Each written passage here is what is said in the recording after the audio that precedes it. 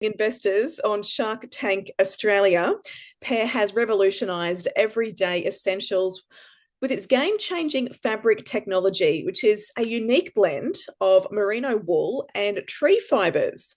And it's for unmatched comfort. So, with over 10,000 five-star reviews, a 70% customer return rate, and millions in revenue, Paire has emerged as a leader in sustainable, high-quality basics. And today, Rex will be sharing his insights on DTC disruption and sustainable innovation. So, please welcome Rex.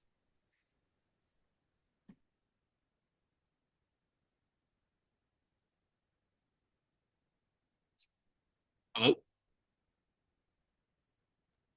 We've got, yep, your sound is coming through clear, Rex. Hi, great. Okay. Can you see me? Is my on the camera? Okay. Okay, good. Thank you. Thanks everyone. And great speech over the previous speakers. And we discussed a lot of about sustainable and ethic, I think was all great topics. But unfortunately, none of these will make any sense if our brand is closing down in 6 months. So my speech will be on a bit different topic. It's about how can we establish a startup in fashion business in Australia and expand that to global. Next page, please. Yep. So I'll run through the fact that's what's going through with Australian fashion industry in 2024. I think generally speaking, we're not having a great year last year, and I've been talking to a lot of friends in the fashion industry in Australia or direct-to-consumer brands, and most of them are actually having a struggle year. I just list a couple of things that was shocking, bit shocking to me in last year. One of my favorite brand, Dion Lee, they was liquidated by the August 2024, and another brand I really liked. Since like 10 years ago when I first came to Australia, sorry, 15 years ago when I was to Australia, Sest and Bite, and they actually has been closing down 70% of their stores. So it is hard time for a lot of fashion brand in Australia. And as a sustainable brand, I assume you're probably facing a bit same challenge as well. Next page, please. Okay. But not everyone is struggling. So Pair is kind of one of the exception. So before I really goes into my topics, I want to run through what is Pair and what did we do to so just make my words a bit more persuasive. Um, so Pair, we see Pair is not a fashion brand. We see ourselves more like a fabric technology brand. So we do develop our own yarn or fabric, then make them into most suitable daily essentials, like was introduced our Supreme Cool Blend socks made from organic cotton and merino wool, which is actually very hard to blend these two fiber into a yarn level and make into socks. And most comfortable underwears, and now we roll out our product line to a lot of daily essentials. So here are some awards and achievements we made in struggle year. Next slide, please. So we kept our crazy growth. We grow 90.4% in revenue last year on year. And this year, we actually on track to hit another 100% growth. And we now officially a 8 digits business in Australia. And we got recognized as AFR Fast 100, and also we won a Smart 50, which is a award in startup industry. We won the best retail and rising star. Next page, please. And also opposite to a lot of brand actually closing down their retail stores, we opened 2 new retail stores. And also we expanded our market into to international market, which including Singapore and Malaysia. And it's all been doing phenomenal, especially our retail store. The flagship store is based in Melbourne, QB. And this year we are planning to open another 2 stores, and one of them will be in Sydney. Next page, please. And as mentioned, one big news was we all on Shark Tank. It was a very interesting experience for us, but also we get exposed to a lot of new audience and also got recognized by the sharks and use one quote from Rob, one of the shark. Goes to next slide, please. And as Rob mentioned, we're probably the most successful company they ever had on Shark Tank. So that got us thinking, most of the brands or our friends in fashions are struggling, but Paire is also growing rapidly. So there must be something that we did right. Next slide, please. Yeah, so today I'll be talking about D2C, which is direct to consumer disruption and also sustainable innovation. So basically, as a sustainable brand, we will need the ambition to grow internationally and to be able to go to the mainstream and challenge the fashion giants. Therefore, we can really make an impact. So how can we achieve it? I think a D2C, direct to consumer model will be a key to our success. Next slide, please. First of all, I want to discuss our observation of Australian customers' behavior. Um, I got a lot of startup founders come to me and complain that Australian is such a small market for any fashion brand to start with. They will always compare us to way bigger market, like a US market, China market, and complain we just have a too little population. I actually not agree with that because we do see Australia is a great place to use if you want to start your own fashion brand. Um, and we think it's a perfect incubator for any fashion startups. There's first of all is we have great customer bases in Australia. They are less international brand focused. They love to support local brands, love the local community. I think in Australia, laneway store is an important culture. You can find a lot of beautiful brands, small brands, providing high quality product, well designed and loved by the locals in the laneways. And the customer have a good spending power. They are able to uh, pay for the small brand a bit. They're able to pay for the gross margin for the small brands to be able to get them to be able to survive. They have a high tolerance for customer experience, such as shipping.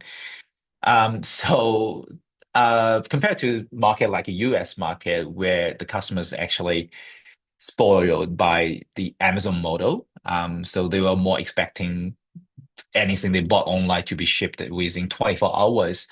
But in Australia, what we find as online business is customer usually have a much higher tolerance. If the goods are delayed for 1, 2 days, they okay with it. So the tolerance actually allows any of the brand to have the chance to make some mistake and correct your mistake. And in Australia, we're also facing very low exchange and return rate. My friend is running kind of similar fashion business in the United States. Their average exchange and return rates can go up to 30% to 45%, which is crazy. But for Pair, we are about 6%, which is extremely low. So we don't need to worry too much. Of course, first of all, you have to provide very high quality product. But at the same time, um, the customer's buying behavior have to be very normal. Because in some market, what we find the customer can just purchase all sizes across the range and only leave the right sizes and return or refund all the remaining sizes. And as a brand, you may find out that you had a crazy sales, but you end up with crazy exchange and returns you have to deal with, which is actually not great for any fashion business. And also, our customers are willing to provide great feedback. in the early days when we first launched our hero product, which is our socks, we actually had a lot of customer survey, and a lot of customers were so willing to provide the honest feedback to such a small brand. Some of the customer even write a 2-page essay to describe what's the issue with the socks, what they like, what they didn't like, what was the brand they think we can learn from. That provides a lot of insight for us. And we upgrade our product every 6 to 12 months based on customer service. So that's why I think it's important. That's why I think Australian market is actually a perfect incubator for any startups, because it gives you time to grow and give you time to become a mature brand. Next slide, please. And next, I want to talk about our findings, the difference between online D2C model and the traditional brick and mortar model. Since now we have some offline stores, but majority of our sales is still happening online. 80% of our sales is happening online, 20% is offline. So we are able to do some comparison and understand the difference, and also understand why some traditional fashion business has been struggle. So online direct-to-consumer model is very data-driven mindset. You need a very data-driven mindset because you don't get to meet every customer. So the only way you can grow your business is by gathering the data and analyze the data. And then you tailor your action based on the data. To do that, that allows you to able to run very fast tests. For example, launching different products in styles and colors, and test the market, and see which one is the right product to double down with. And you can test the different marketing angles. For example, if in the early days when we try to sell our socks, we tried different angles like anti-smelly, we tried temperature regulating, we tried seamless toe, different USPs. And the market is able to give you the correct feedback on which angle is best for your product. And for online business, you are facing rational buyers, again, because you are not meeting them, so they got enough time to think and act before they buy. Another good thing about the online business is it's actually a quick cash flow business. Instead of you don't need to invest in your in the rent, which is a big saving if you start your own brand. It allows you to have a very quick expansion. Traditional brick and mortar business, if you have one store in one location, that means you are only able to catch the footprint from that area. But as an online business, we are able to target customers all over Australia or even overseas just in one click. On the downside, we have very unstable cost and margin, because a lot of the revenue goes into the marketing for acquiring new customer. Our business model focusing a lot on the ROAS, which is return on ad spend. So it's purely a number game. And unfortunately, we have less engagement with the customer, which sometimes can be a bit challenging for any product-driven fashion business. On the other hand, traditional brick and mortar business is very customer experience driven. You need very customer experience driven mindset, and they hugely rely on personal sales skill in store. So your staff training is very important. You're facing very emotional buyers. You want to get them excited and then to buy your product. It's very heavy cash investment in the traditional model of offline stores. And especially after COVID, we do find the renovation cost and the building cost doubled or even tripled. That means it takes longer to make your investment back. It is normally a slower expansion compared to D2C model, due to the cash due to its rely on heavy cash investment. But the good side of the traditional business is usually have a more stable cost and margin because you don't need to spend too much on your digital marketing, and your rent is basically your marketing already. So it's pretty fixed. Location is key. We do talk with a lot of traditional fashion business owners, and we find what's in common is they usually being very conservative when they open a new store.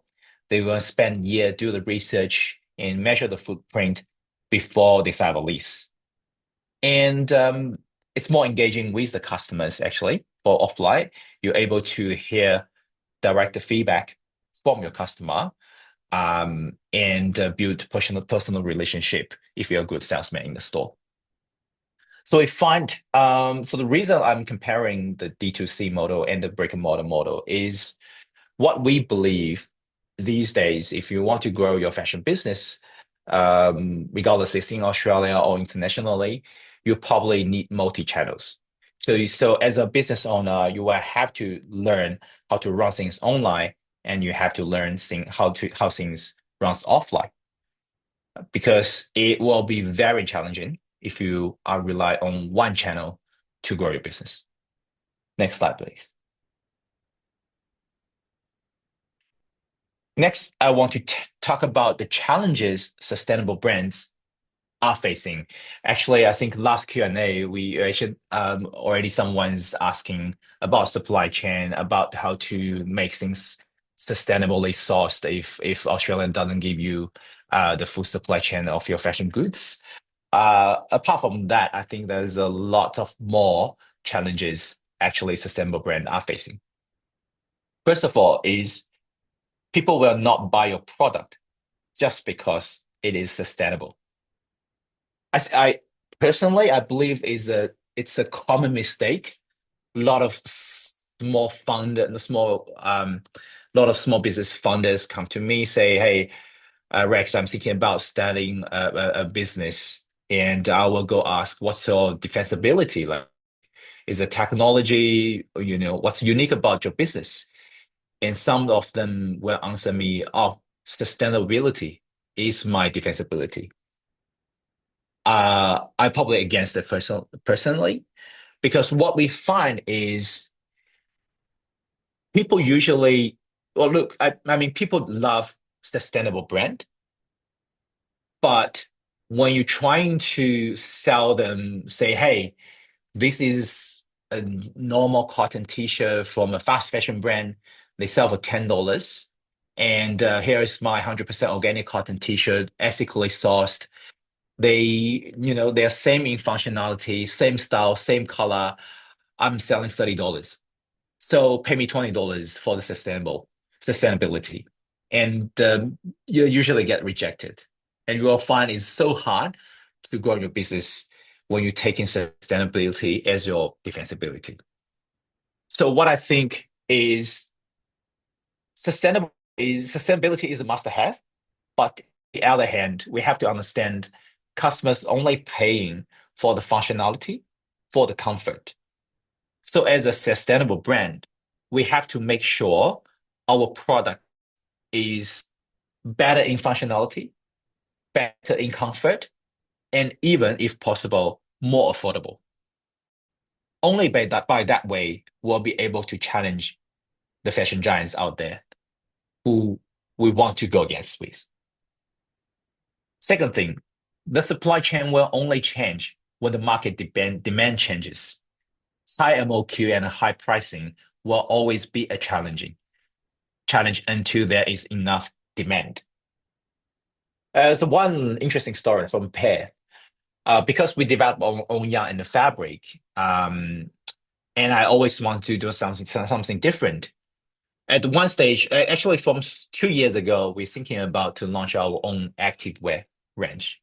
But to do activewear range, nylon is something you cannot avoid. Or there's a brand out there trying to use merino wool and a cotton like a natural fiber to replace nylon, but the functionality is just. So we worked some with labs to develop our own kind of a bio-based nylon, which has actually been quite successful. So instead of using nylon 6 or nylon 66, we actually using nylon 56, which is made from half from the corn stalk waste. It's a great idea, and it can turn out to be a beautiful fabric, soft, durable. But the only thing we're facing is the MOQ is too high. To be able to produce something like that, 2 years ago, the nylon 56 is actually more expensive than nylon 66, which is a majority of which is of the premium active brand using. They're about 50% more expensive, and MOQ is over 10,000 pieces. So as a small brand, we won't be able to digest that. So until 2 years later, when the demand in this kind of fabric is higher, then we are capable to really use it to make our active brand. So even we want to be sustainable as a startup brand, we have to understand, unless there are big players willing to join our game, the MOQ and high price will always be a challenge for us. So I think sustainability can be achieved in different ways.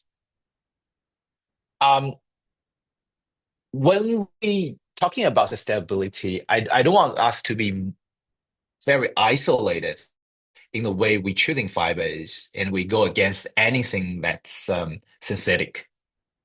I think a small brand, we have to try to be very creative when we're creating product and have our own definition in sustainability. Here is a very interesting example from Paire again. So this product is what we made in last year. It's called lipstick underwear. So basically, we developed a very packable underwear, and we are able to pack them in a size of lipstick. Inside of this lipstick box, it's a very lightweighted underwear, very stretchable as well. We selling the thousands of these every day now in Australia. It is made from nylon fiber, and because of it's so thin, our BioFlex, which is corn-made nylon, corn waste made nylon, is not capable to make into this fabric. So we have to use nylon. But the reason why we still introduce the product is we found another issue about disposable underwear. A lot of customers choose disposable underwear when they travel. It's actually damaging the environment a lot. So to do that, we actually create these travel underwears to be able to replace the disposable underwear. Next page, please.